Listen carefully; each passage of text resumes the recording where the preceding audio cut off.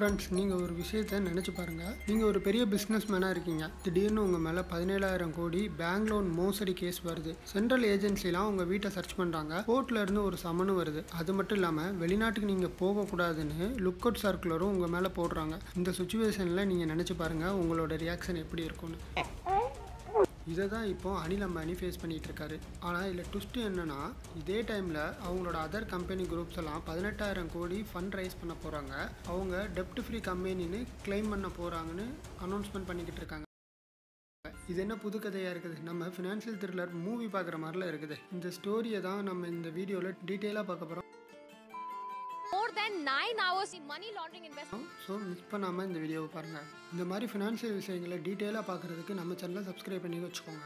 August 5, 2025 Anil Ambani டெல்லியில் இருக்கிற இடி ஆஃபீஸ்க்கு போகிறாரு. அங்கே வெறும் கேஷுவல் மீட்டிங்காக போல மணி லாண்டரிங் பண்ணியிருக்காருன்னு அவர் மேலே கேஸ் போட்டு அவர் அங்கே இன்வெஸ்டிகேஷனுக்காண்டி கூப்பிட்ருக்காங்க. அதுக்கு முன்னாடியே ஜூலை 24 இருந்து அந்த ஈடிக்காரங்க ரொம்ப பிஸியாகவே இருந்தாங்க. மும்பையில் கிட்டத்தட்ட 35 இடத்துல சர்ச் பண்ணாங்க. 50 கம்பெனி 25 பீப்புள்ஸ்னு இண்டிவிஜுவலாக ரைட் பண்ணாங்க. அதில் அனில் அம்பானியோட பிஸ்னஸ் குரூப் எக்ஸிக்யூட்டிவ் எல்லா பேரும் டார்கெட் பண்ணாங்க. அனில் அம்பானிகிட்ட கிட்டத்தட்ட 8 மணி நேரமாக கொஸ்டின் ரைஸ் பண்ணியிருக்காங்க. இந்தியாவிலையும் வெளிநாட்டிலையும் நடந்த ஃபினான்ஷியல் டிரான்சாக்ஷனை பற்றி கேட்டிருக்கிறாங்க. இந்த 8 மணி நேரம் பத்தாதுன்னு அவர் கூட 7 நாட்கள் நாங்கள் விசாரணை பண்ணணும்னு கேட்டிருக்கிறாங்க.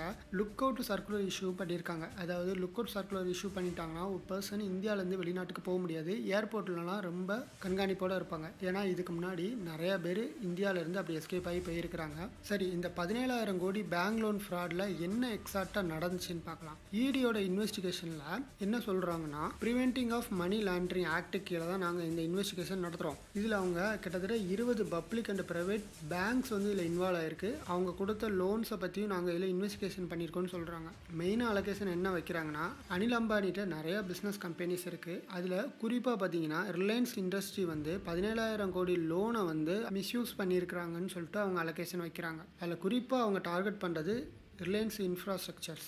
ஏன் பார்த்தீங்கன்னா அவர்கிட்ட இருக்கிற கம்பெனிலேயே இந்த கம்பெனி தான் மார்க்கெட் கேப் ரொம்பவே அதிகம். கிட்டத்தட்ட 17,000 கோடி லோனை வந்து இவங்க மிஸ்யூஸ் பண்ணியிருக்காங்கன்னு சொல்கிறாங்க. மிச்சம் இருக்கிற கம்பெனிஸ்லாம் எவ்வளோ டெப்டில் இருக்குன்னு பார்க்கலாம்.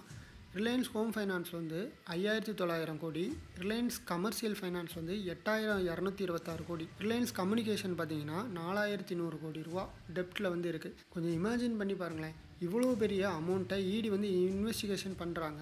இதில் பெரிய கட்சியோட டிரான்சாக்ஷனும் இருக்குன்னு அவங்க சந்தேகப்படுறாங்க. இந்த விஷயத்தில் எஸ் பேங்கும் இருக்குது. 2017, 2019 அந்த இயரில் பார்த்தீங்கன்னா எஸ் பேங்க் வந்து 300 கோடி ரூபா லோன் வந்து இலீகலாக டைவெர்ட் பண்ணியிருக்காங்கன்னு அவங்க சந்தேகப்படுறாங்க. எஸ் பேங்கோட ஃபார்மர் சிஇஓ ராணா கபூருக்கும் இந்த சம்மன் வந்து அவங்க அனுப்பியிருக்கிறாங்க. இன்வெஸ்டிகேஷன் ஃபர்தராக பண்ண போகிறாங்க. அனில் அம்பானி இடியில் போயிட்டு அவர் இன்வெஸ்டிகேஷனுக்காண்டி போகிறதுக்கு முன்னாடியே ஒரு அரெஸ்ட் வந்து நடந்துச்சு. அது யாருன்னு பார்த்தீங்கன்னா பார்த்தசாரதி பிஸ்வால். இவர் வந்து பிஸ்வால் ட்ரேடர் லிங்க் பிரைவேட் லிமிட்டடோட மேனேஜிங் டைரக்டர். இவரை எதுக்கு அரெஸ்ட் பண்ணியிருக்காங்கன்னா, கிட்டத்தட்ட 68.2 கோடி ரூபா ஒருத்து ஃபேக் பேங்க் கேரண்டி வந்து இவர் அரேஞ்ச் பண்ணியிருக்காரு. அதுவும் யாருக்காண்டி பார்த்தீங்கன்னா இந்த ரிலையன்ஸ் குரூப் கம்பெனிக்காக தான். எதுக்காண்டினா solar energy corporation of India டெண்டருக்காண்டி. அதாவது பார்த்தீங்கன்னா பிடிபிஎலுக்கு கிட்டத்தட்ட 5.4 கோடி ரூபா பேமெண்ட் கிடச்சிருக்கு ரிலையன்ஸ் பவர்லேருந்து. இதில் காமெடி என்னன்னு பார்த்தீங்கன்னா, பிடிபிஎலுங்கிறது ஒரு சின்ன கம்பெனி. 2019 தான் ஆரம்பித்தாங்க. ஆனால் மல்டிபிள் அன்டிஸ்க்ளோஸ்டு பேங்க் அக்கௌண்ட்ஸ் வந்து அங்கே டிக்ளேர் ஆகிருக்கனால டேர்ன் ஓவரும் இந்த டிரான்சாக்ஷனுக்கும் சம்மந்தமே இல்லை. இந்த பிடிபிஎல், அதாவது இந்த பிஸ்வால் ட்ரேடர் லிங்க் பிரைவேட் லிமிட்டடுக்கு மேலே ரிலையன்ஸு ஃபர்ஸ்ட் ஆஃப் ஆல் அவங்க சீட்டிங் கம்ப்ளைண்ட் வந்து பண்ணிட்டாங்க. ஆனால் ஈடிக்கு ஒரு டவுட்டு, இவங்களே ஒரு கொலாபரேஷனில் ஸ்கேம் பண்ணியிருக்க கூடாது அப்படின்னு. பிஸ்வால் ட்ரேடர் லிங்கோட டைரக்டர் யாருன்னு பார்த்தீங்கன்னா இதுக்கு முன்னாடி ரிலையன்ஸ் குரூப்பில் டைரக்டராக இருந்தவங்க. ஸோ இப்போ இடிக்கு டவுட் கிளியர் ஆகிட்டு. இதனால தான் இடி ஆஃபீஸருக்கெல்லாம் டவுட் வர ஆரம்பிச்சிருக்கு. இந்த ஃபேக் கேரண்டியாக பேங்க்லேருந்து கொடுக்குறாங்க பார்த்தீங்களா, இதோட ரியாக்ஷன் அவங்களுக்கு என்ன? இந்த மாதிரி படத்துலையும் சொல்லியிருக்கிறாங்க.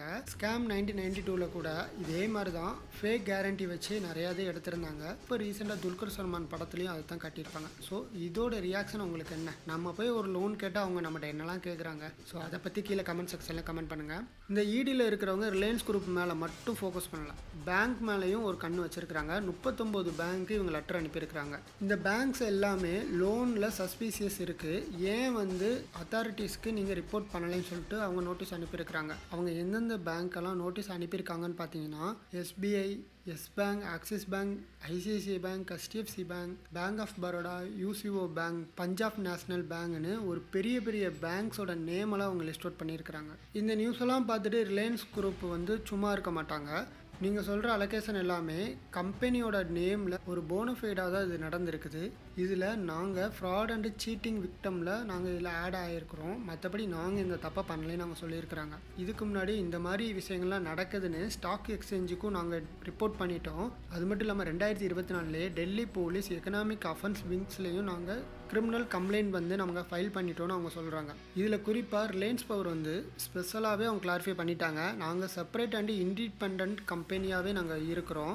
ரிலையன்ஸ் கம்யூனிகேஷனுக்கும் ரிலையன்ஸ் ஹவுசிங் ஃபைனான்ஸ் ப்ரைவேட் லிமிட்டெடுக்கும் எங்களுக்கு எந்த ஒரு ஃபினான்ஷியல் லிங்க்குமே கிடையாது. மோஸ்ட்லி இண்டிபெண்ட்டாக தான் நாங்கள் இருக்கிறோம். ஈவன் அனில் அம்பானி ரிலையன்ஸ் பவரோட போர்டிலே இல்லைன்னு அவங்க சொல்லிட்டாங்க. இதெல்லாம் பார்க்கும்போது ரிலையன்ஸ் பவர் வந்து இந்த ரிலையன்ஸ் கம்யூனிகேஷனுக்கும் ரிலையன்ஸ் ஹவுசிங் ஃபைனான்ஸுக்கும் இடையே நடந்த இந்த அலோகேஷனில் இருந்து டிஸ்டன்ஸ் மெயின்டைன் பண்ணுறதுக்காண்டி அவங்க சொல்கிற மாதிரி நம்மளுக்கு தெரியுது.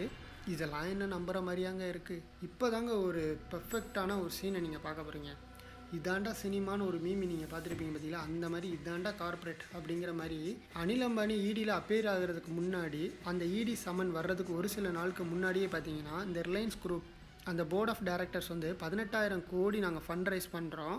ஃபண்ட் ரைஸ் ஆனதுக்கப்புறம் நாங்கள் டெப்ட் ஃப்ரீ கம்பெனின்னு சொல்லிட்டு நாங்கள் கிளைம் பண்ணுவோம்னு சொல்லிட்டு ஒரு ஹெட்லைன் வந்து ரிலீஸ் பண்ணுறாங்க. இதில் ஷாக்கிங் என்னென்னா, அவங்க டெப்ட் ஃப்ரீ கம்பெனின்னு சொல்கிற அந்த 2 கம்பெனி தான்.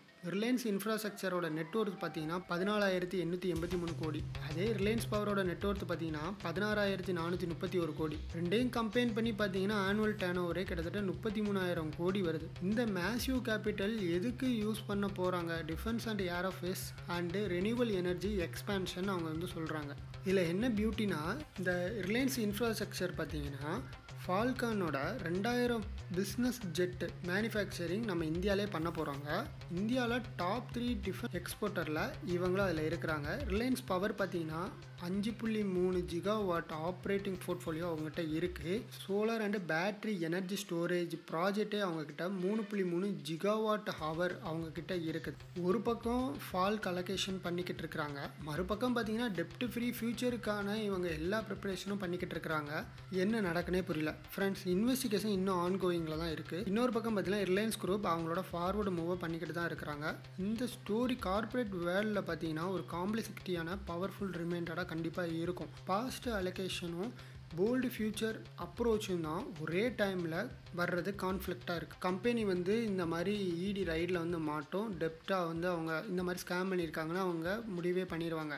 ஆனால் ஸ்கேம்னு அனௌன்ஸ் பண்ணுற டைமும் அவங்க இந்த மாதிரி 18,000 கோடிக்கு நாங்கள் வந்து ஃபியூச்சர் பிளான் வந்து இருக்குது அப்படின்னு அவங்க சொல்கிறது தான் ஒரு வேடிக்கையான விஷயமா இருக்குது. ஒருவேளை உண்மையிலே ஸ்கேம் பண்ணிவிட்டு அதை மறைக்கிறதுக்காண்டி இந்த ஒரு நியூஸை வெளியிடுறாங்களான்னு அவங்களுக்கு தெரியல. ஏன்னா அங்கேருந்து வாங்கின பணத்தை நாங்கள் இப்படி தான் கிளைம் பண்ணோன்னு சொல்லிட்டு அவங்க ஈஸியாக முடிச்சிருவாங்க. இதை பற்றியான உங்களோட தாட்ஸை கீழே கமெண்ட் செக்ஷனில் கமெண்ட் பண்ணுங்கள். ரிலையன்ஸ் குரூப் ஆஃப் ஷேர்ஸ் வந்து என்ன ஆகும்? எஸ் பேங்க் மாதிரி இப்போது கரண்ட்டில் இருக்கிற அது ஷேரோட வேல்யூவெலாம் கீழே விழுமாங்கிறதையும் நீங்கள் கீழே கமெண்ட் செக்ஷனில் கமெண்ட் பண்ணுங்கள். ஃப்யூச்சரில் இவங்களுக்கு கொடுத்த பேங்க்ஸ் மேலேயும் இவங்க கை வச்சாங்கன்னா கண்டிப்பாக HDFC, ICICI பேங்க்கும் கீழே விழுகவும் வாய்ப்பு இருக்குது. கேர்ஃபுல்லாக நீங்கள் இன்வெஸ்ட்மெண்ட் பிளான்ஸை பண்ணிக்கோங்க. இந்த வீடியோ உங்களுக்கு பிடிச்சிருந்தா லைக் பட்டனை ப்ரெஸ் பண்ணுங்கள். நம்ம சேனலை சப்ஸ்கிரைப் பண்ண மறந்துடாதீங்க. தேங்க்யூ ஸோ மச் ஃபார் வாட்சிங்.